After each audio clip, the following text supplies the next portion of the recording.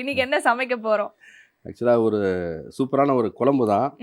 அது ஒரு வெஜ் டெலிகேசி. ஒரு குழம்புல ஒரு 5 வெரைட்டி சொல்லுங்களேன்.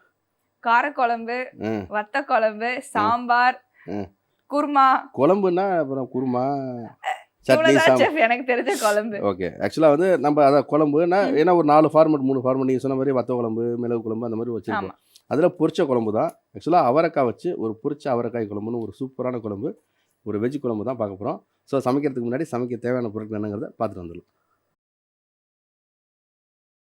பொரிச்ச அவரை குழம்பு செய்ய தேவையான பொருட்கள்: அவரைக்காய் 1/4 கிலோ, வேக வச்ச பாசிப்பருப்பு 1/4 கப், மஞ்சள்தூள் 1/2 டீஸ்பூன், கடுகு 1/2 டீஸ்பூன், வரமிளகாய் 3, கருவேப்பிலை சிறிது, பெருங்காயம் 1/2 டீஸ்பூன், வறுத்து அரைக்க தேவையான பொருட்கள்: உளுந்து 1 டேபிள் ஸ்பூன், மிளகு 1 டேபிள் ஸ்பூன், ஜீரகம் 1/4 டீஸ்பூன், திருகிய தேங்காய் 1/4 மூடி, உப்பு தேவைக்கேற்ப, கடலெண்ணெய் 5 டேபிள் ஸ்பூன். பொரிச்ச அவரை குழம்பு செய்ய தேவையான பொருட்கள் என்னன்னு பார்த்தாச்சு. செஃப், சமைக்க ஸ்டார்ட் பண்ணிடலாமா? ஸ்டார்ட் பண்ணிடலாம். ஆக்சுவலாக நம்ம அந்த வெஜ்ஜில் பொரிச்ச குழம்புங்கிறது ஒரு இன்ட்ரெஸ்டான குழம்பு. இப்போ சாம்பார்னா பார்த்தீங்கன்னா ஒவ்வொரு வீட்டில் ஒவ்வொரு மாதிரி பண்ணுவாங்க. நம்ம ஊரில் பார்த்தீங்கன்னா ஒரு 1000 ரெசிபி கூட இருக்கும். ஆமாம் செஃப். ஒவ்வொரு வீட்டில் ஒவ்வொரு ரெசிபி இருக்கும், ஒவ்வொரு மெத்தட் இருக்கும். அதே மாதிரி இந்த பொரிச்ச குழம்பே பார்த்தீங்கன்னா ஒவ்வொரு ஊரில் ஒவ்வொரு மாதிரி பண்ணுவாங்க. அது ஒரு ரேரான குழம்பு தான், எல்லா வீட்லேயும் பண்ணுவாங்கன்னு சொல்ல முடியாது. ஓகே. தென் அதில் வந்து நம்ம இந்த அவரைக்காய் வச்சு இந்த பாசிப்பருப்போடு சேர்க்குறது அது ஒரு வகை. நம்ம ஃபஸ்ட்டு வந்து பாசிப்பருப்பு, கொஞ்சம் மஞ்சள்தூள், பெருங்காயம் போட்டு தனியாக நம்ம பாசிப்பருப்பு வேக வச்சுடுறோம். அப்புறம் லைட்டாக ஒரு மசாலா வறுத்து எடுத்துக்கலாம்.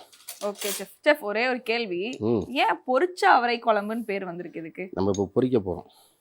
உண்மையால பொரிக்க போகிறோமா? இல்லை, ஆக்சுவலாக இப்போ ஃபஸ்ட்டு மசாலா செஞ்சுட்டு தென் இதில் வெறும் நமக்கு ஆனியன் டொமேட்டோனா நிறையா வராது. ஃபஸ்ட்டு நம்ம அவரைக்காவை தான் பொரிக்கிறோம். லைட்டாக பொரிக்கணும், வதக்கி சேர்க்குறோம். அதனால இது வந்து ஒரு ட்ரெடிஷ்னல் ரெசிபி தான். லைட்டாக எண்ணெய், கொஞ்சமாக உளுந்து, அதிலே வந்து வர மிளகாய் சேர்த்துக்கிறோம். ஓகே.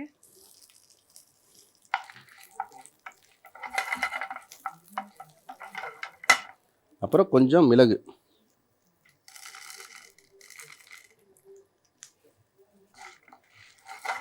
ஆக்சுவலாக இதே வந்து பார்த்தீங்கன்னா நம்ம தோரம்பருப்பு வேக வச்சு அதில் வந்து பட்டை, கிராம்பு, சோம்பு எல்லாம் போட்டு அது ஒரு மாதிரி பண்ணுவாங்க. அது ஒரு வகையான பொரிச்ச குழம்பு.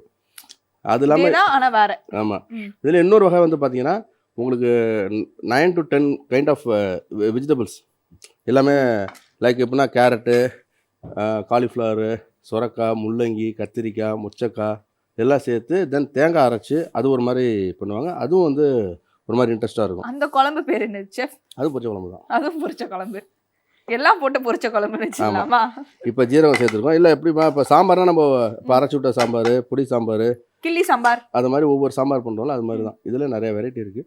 பட் ஒன்றும் ஒவ்வொரு இன்ட்ரெஸ்ட்டு. நம்ம இந்த மாதிரி நம்ம வறுத்து அரைச்சி சேர்க்குறப்ப அது ஒரு தனி டேஸ்ட்டு கொடுக்கும்.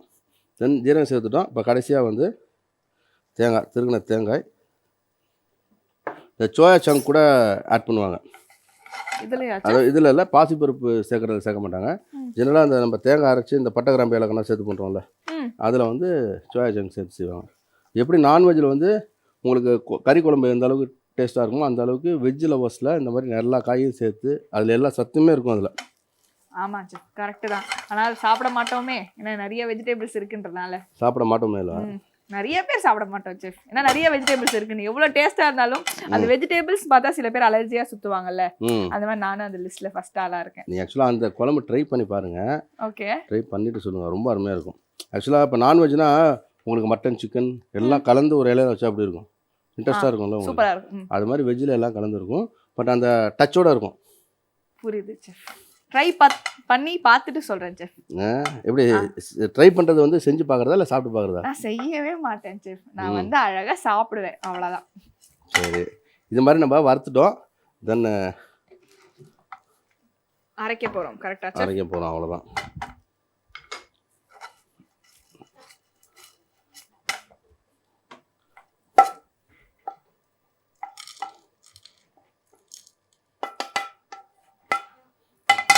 வறுத்து அரைச்சிட்டோம்.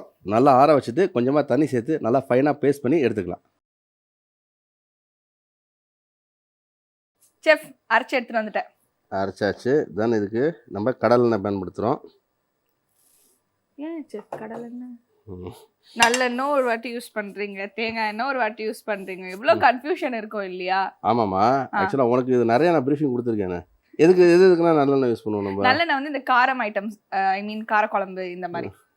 அதுக்கப்புறம் வந்து ஒரு எப்படி சொல்றது, ட்ரெடிஷ்னல் ஃபுட்டுக்கும் வந்து நல்லெண்ணெய் யூஸ் பண்ணுவீங்க சொன்னா. அதுக்கப்புறம் இந்த தேங்காய் எண்ணெய் வந்து தெரியலன்னா தெரியலன்னு சொல்லிடுமா? இல்ல இது கொஞ்சம் கரெக்ட் தான், உங்களுக்கு தெரியுது கரெக்ட் தானே? கொஞ்சோண்டு கரெக்ட்.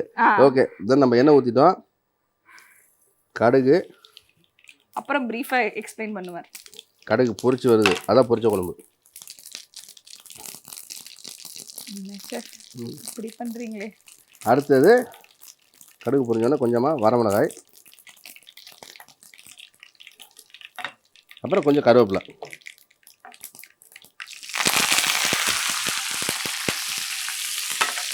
தென் அதிலே வந்து நம்ம இந்த அவரைக்காய் ஆட் பண்ணிக்கிறோம்.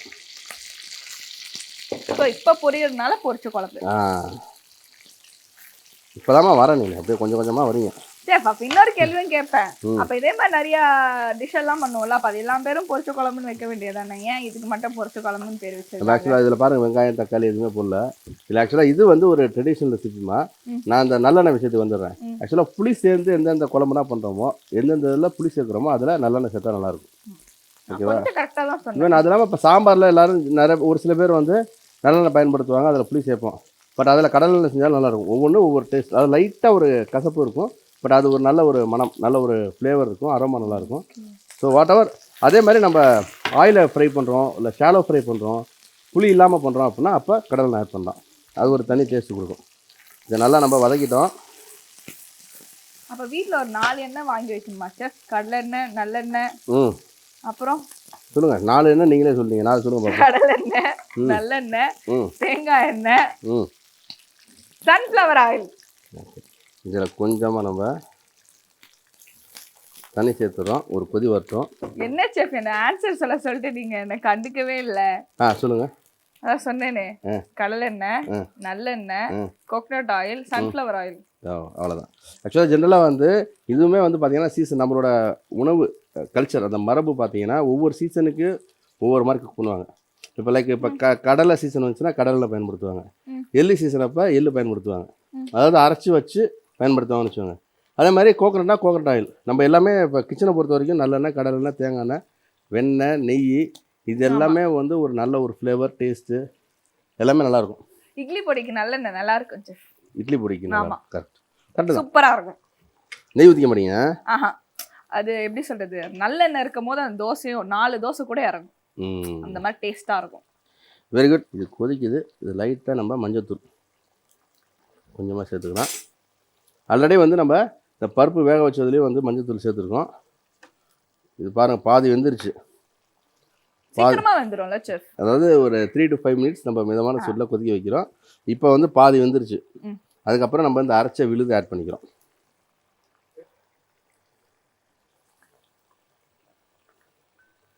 நம்ம இந்த வெஜ்ஜு குழம்புல ஒரு 4 ஃபார்மெட்லேருந்து வெளில வந்து கொஞ்சம் டிஃப்ரெண்ட்டாக செய்யணும் அப்படின்னு நினச்சா கண்டிப்பாக இந்த குழம்பு நீங்கள் சூஸ் பண்ணலாம். எல்லாரும் மஸ்ட் ட்ரை பண்ணி பாருங்கள்.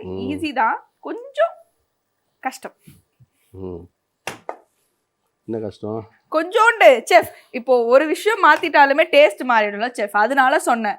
இது ஆக்சுவலாக எல்லாமே வீட்டில் இருக்கக்கூடிய ஒரு பேசிக் இன்க்ரீடியன்ஸ் தான்.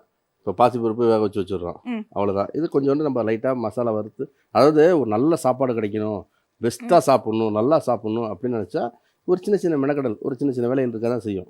கரெக்ட் தான் செஃப். பேரண்ட்னா சூப்பராக பண்ணிடுவாங்க. இப்போ எங்களை மாதிரி ஆட்கள் வந்து கொஞ்சம் கஷ்டம் தானே எங்களுக்கு. கொஞ்சம் கஷ்டம். ஆமாம், ஒத்துப்போம். இதுக்கு தேவையான உப்பு, எவ்வளோ உப்பு வேணுமோ அதையும் சேர்த்துக்கலாம். நம்ம ஆல்ரெடி வந்து மசாலா நம்ம வறுத்து அரைச்சிருக்கோங்கிறப்ப அந்த பச்சை வாசம் சீக்கிரம் போயிடும். ஸோ ஃபைனலாக இப்போ அடுத்தது நம்ம அவரைக்காய் வெந்துருச்சு, மசாலாவும் சேர்த்துட்டோம். இப்போ இந்த பருப்பு, இந்த வேக வச்சா பாசிப்பருப்பு, இந்த பாசிப்பருப்பு, மஞ்சத்தூள், பெருங்காயம் இதெல்லாம் சேர்த்து இதுலேயே வந்து வேக வச்சு எடுத்து வச்சுருக்கோம். சூப்பர். இதையும் ஆட் பண்ணிக்கிறேன்.